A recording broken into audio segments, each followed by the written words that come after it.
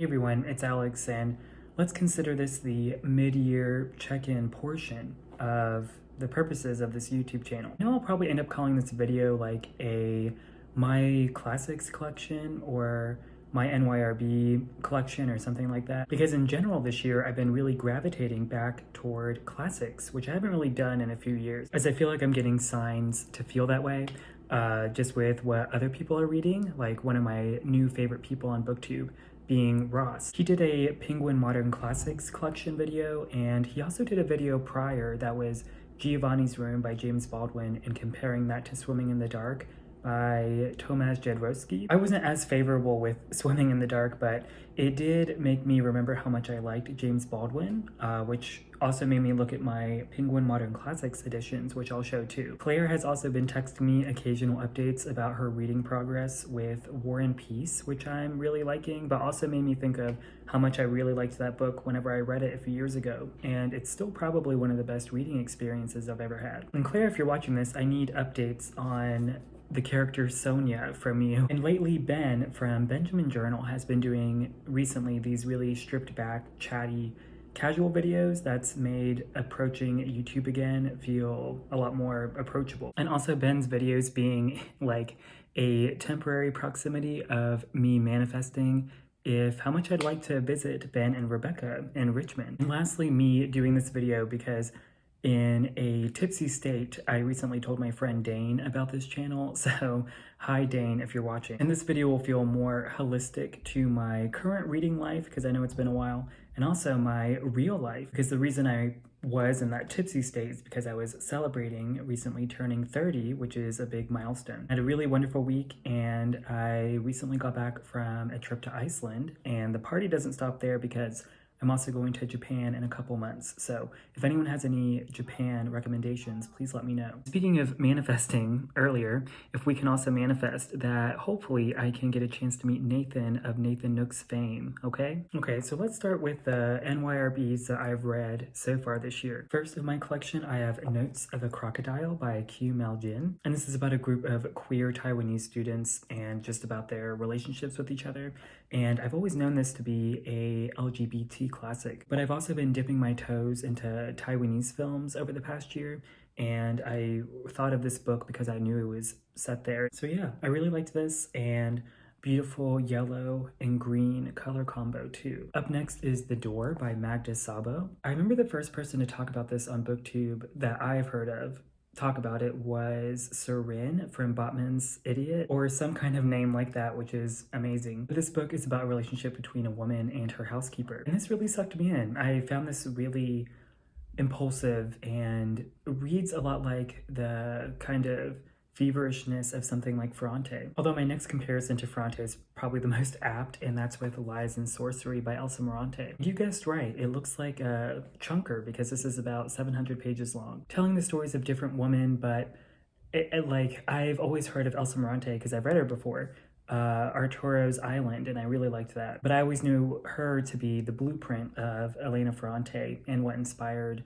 a lot of her novels. What a perfect medicine for Ferrante, since I've read all of her work. And now with this, this probably took me a good couple of months to read, which is, well, explains the page size, but usually I read a lot quicker than that since I usually just read one book at a time. But if you've ever read Ferrante before, you know that large families or generations is pretty common, so it's the exact same here, which at first I found hard to place my footing on, but once I started particularly caring about certain characters, that's whenever I was able to latch on the periphery of how other people affected them too. This is probably my favorite book of the year so far. As I describe it, probably sounding like a lot of gibberish, but I promise that this is it. Okay, so those were all the ones that I read this year.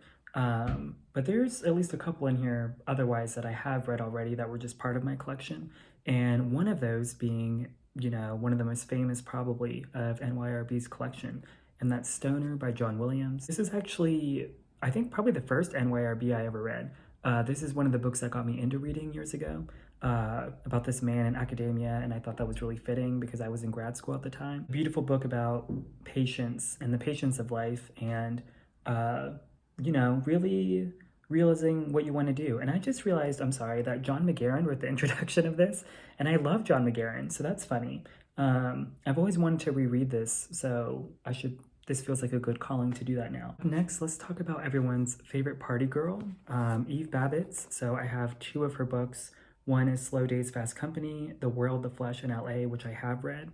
And then I haven't yet read Eve's Hollywood, but I think this was a couple years ago, kind of like I felt like I was seeing Eve Babbitt's everywhere on like Instagram or BookTube, especially with the loss of Joan Didion a few years ago. I know a lot of people were recommending Eve Babbitt's at the time too. So I hadn't really ever heard of her like in the canon, like whenever I got into reading years ago. It was only within that time frame of Joan Didion's passing. I thought Slow Days was like a fun romp, and it was a fun blur of like the interpretation of the fiction of life. And I feel like I'm probably going to get the same dose of that in Eve's Hollywood. But yeah, I like her. Another NYRB that I read last year that I thought was really fun, speaking of Eve Babbitt's, is Cassandra at the Wedding by Dorothy Baker. I think really just the voice of Cassandra in this is what really got me through. Not that the book was laborious or anything, but I still, even though I read this a year ago, I think Cassandra remains like a very vivid voice in my head. So this was really fun. I read one of these by this author, and I have read Love in a Fallen City by Eileen Chang, but I have not yet read Written on the Water by Eileen Chang. I found this while I was at the Harvard bookstore in Boston whenever I went there in February. I was there exclusively only to see Mitski, so you can probably imagine what like mental state I was in. And I'm gonna bring Eileen Chang up again later when I do the Penguin Modern Classics section of this, because I've read Half a Lifelong Romance, and Matthew Sharapa and Claire, they put me on to Eileen Chang based on that book, which I liked, but I felt like I liked her stories more, and I'm excited to also get to Written on the Water. Also in Boston, in separate bookstores, I found Woman Running in the Mountains by Yuko Tsushima and Ernesto by Umberto Saba, both in this beautiful saturated yellow, which I think is perfect for spring. Also, there's this beautiful photograph in Woman Running in the Mountains. I really like that. I plan to bring this one with me to read while in Japan. And finally, I have a couple of books that I bought for my birthday the other day in these beautiful muted tones that I really love. And we actually have another Magda Sabo, and this one is Abigail. So between The Door and Abigail, I feel like I hear people like Abigail more. But I really like The Door, so, you know, who's to say? I'm really sure I'm gonna love this one too. And last but not least, again, this beautiful kind of muted purple color, Beware Pity by Stefan Zweig. I actually really love this one girl on TikTok. Her name is Melissa. I think she cites this as her favorite book, and I really just love all of her videos, even beyond books, whether it's like skincare, or I think she lives in Korea, or just, you know, her vlogs or whatever. She's someone that I thought has been doing this, like being online, like a creator or whatever, for years, but I think she's only done it for like barely a year. She talks about books is really great. I've read I feel like most of what she's been reading, but between this, I'd never really heard of this author before, and I know she really likes him. And again, another beautiful like cover here with this. So that's why I like the NYRB so much. You know, just all together, they look so beautiful. That does it for the NYRBs, but give me 1 second and I'll grab the Penguin Modern Classics. Also, for my birthday, I got these amazing jeans. I've always wanted them in this wash, so if you're ever looking for any, I recommend the Madewell Slim, I think just jean or something. So if anyone, if anyone's curious. Okay, so I already teased this one earlier, but again, Half a Lifelong Romance by Eileen Chang. Matthew and Claire put me on, and I liked this, but I'm more of an Eileen Chang short story based on Love in a Fallen City. And I guess actually we can start with the white spine modern classics I have, because I don't have as many as those. I usually just have the blue ones. I actually have a play, Tennessee Williams, A Streetcar Named Desire. I also have Near to the Wild Heart by Clarice Lispector, and I really loved this a lot. This was the first Lispector I read. I don't remember the name, whatever the other one is. I know the cover. Whatever it is, I'll put it here. That's the second Lispector I read, which I liked, but I'm kind of scared of her because I know her like writing is a bit more surreal maybe, or I feel like I just maybe would have a hard trouble concentrating on her prose. But once again, a call to action. If anyone knows like the next list vector I should read based on having read this one and then whatever I put on the screen, let me know. Okay, the rest of these are the blue spine ones. So we have Because They Wanted To by Mary Gaitskell. This was the first Gaitskell I read. My friend Torin, which I don't know if I ever mentioned, I met Torin last fall in Seattle, which was great. My souvenir is based on my water bottle with this bookstore we went to. But I know he really likes Mary Gaitskell, so I wanted to pick this up because it had like really sad quotes on it. Yeah, I really liked this. This almost cracked the top 10 of my favorite books last year, but it didn't quite make it.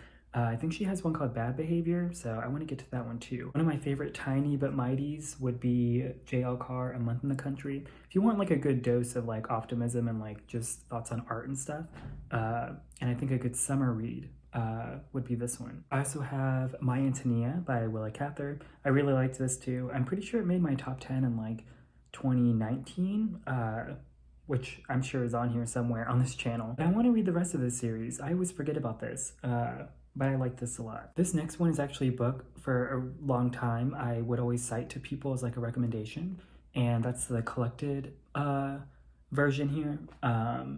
Of Childhood, Youth, and Dependency by Tove Ditlevsen. Again, a beautiful illustration here on the front, which I think is really nice. But yeah, what a trip. Oh, I guess I shouldn't use that like expression for dependency. Really vivid, really rich with life and detail and introspection, and I really, really loved this. I'll be honest, this next one I even forgot I owned.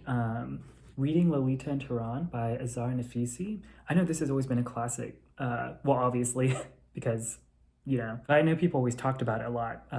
Even in the early days of like, before I was really into reading, I know this was mentioned a lot. I remember liking it, but I think this got lost in like my brain fog of 2019, like late 2019, whenever I first moved away from West Virginia. And I don't know. I think a lot of books got lost in time there. I think the only book I remember reading from that period is Know My Name by Chanel Miller because it was so haunting and affecting and good. But this was good too, but I should really reread this one. One of my favorite authors, Virginia Woolf, A Room of One's Own. I first read this in college and I thought I was like the #1 feminist in the world, which I feel really embarrassed to think of myself back on during that time. Not that I'm embarrassed of being a feminist, but you know what I mean. But yeah, I really like this edition.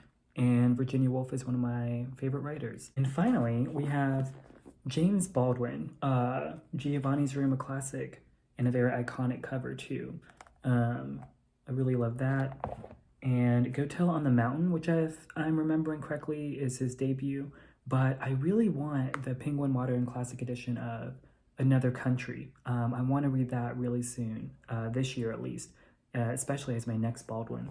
And then nonfiction Notes of a Native Son, which I think is also very beautiful here with this photograph. So love James Baldwin, and I definitely want the rest of his stuff in these editions. All right, we made it through, and I felt really rusty doing that. Next Saturday actually is Indie Bookstore Day. So like in a lot of cities in the US, always celebrating I think the last Saturday of every April, where a lot of indie bookstores do like a thing, for the lack of a better term. And I know DC's doing like a book crawl, so I'm in the mood to buy more books, specifically more NYRBs, because unfortunately, a lot of these Penguin Modern Classics, they don't sell them here in the US. I usually have to buy them online. So based on the collection I have already of all of this stuff, any NYRB suggestions you have, please feel free to let me know, and I'd love to hopefully get them during Indie Bookstore Day next week. I guess since technically this is still more of a reading update, I also just want to give a shout out of 2 books I still can't stop thinking about that I read this year. One of them I know was called The Anthropologist. These were all digital, so I don't have them physically. One was called The Anthropologist, and I don't remember her name, but she was the same one that did White on White a few years ago, and I liked that, so I had a feeling I'd like The Anthropologist. But it turns out I really loved it. It was like this really slow living, slice of life, calm, patient book about this woman thinking about moving neighborhoods and how she's like getting to know her neighbors and what it means to have community and live in a city. And I really liked it. I just really liked the pace and the mood of that book a lot. But for me, it was the first book I read this year, so it felt like a good way to start the year right. And my other book suggestion, let's do a nonfiction one, and that is The Person is the Only Self. I think that's the title. Again, I don't have it in front of me, and I'm already claiming it as one of my favorites, and I can't even remember the title. Alyssa Gabbard, which I have a few more books by her. One of them I didn't even realize I already had, so that was a nice surprise. This book is all about reading and the conceptually the act of reading and what it means to be a reader, and Gabbard's own approach to how reading feels like it's really shaped who she is. So usually premises like that in nonfiction are my vibe, so I usually like that kind of stuff anyway. But something about this one really stuck with me and really empowered me to scratch that itch of wanting to get into reading and pick up a book and just enjoy my time. And that does it, for real, the ending of this video. I can already see this is 40 minutes, so I hope I really shape it down. As always, thanks for watching. I hope you're doing well and having a good year so far, and I'll see you next time.